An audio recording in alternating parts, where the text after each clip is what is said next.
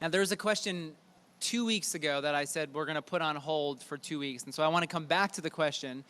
And if you were here 2 weeks ago, we talked about the Psalms. And we talked about Psalm 137. At the end, the psalmist was talking about dashing babies' heads against rocks. So I want to just provide that context for you, so when I ask this question, you're not wondering, like, what is Dave talking about?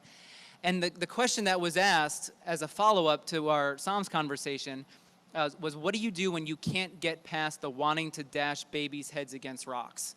Because oftentimes we're like the psalmist, where we have these feelings, we have these emotions, these desires, and a desire for revenge, and we know forgiveness is the right thing to do, right? We know that, as you're talking about, there's freedom to it, and many of us intellectually know that, but yet we still have a really difficult time walking through the process of forgiveness or even beginning that process. So what do you do when you just can't seem to get past that desire for revenge? What's helped you? Well, the interesting thing, you mentioned before Jesus saying that we're to forgive 77 times. It's just an ongoing kind of spirit to maintain, which is really tough.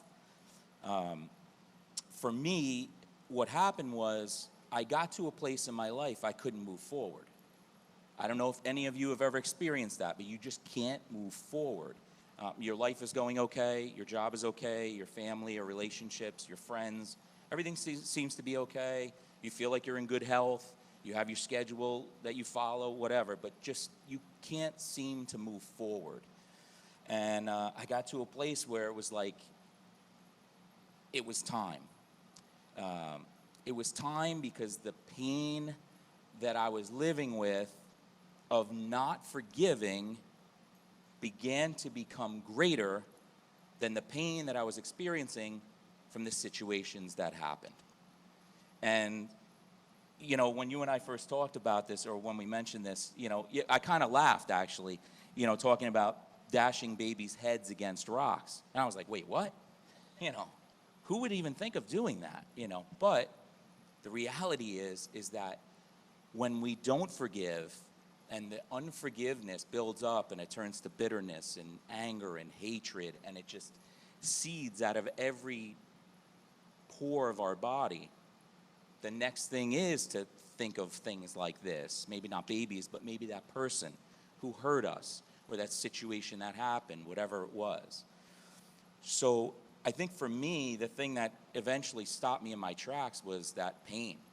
I got to a point where I was like, do I want to continue to live with this pain? It's almost unbearable now.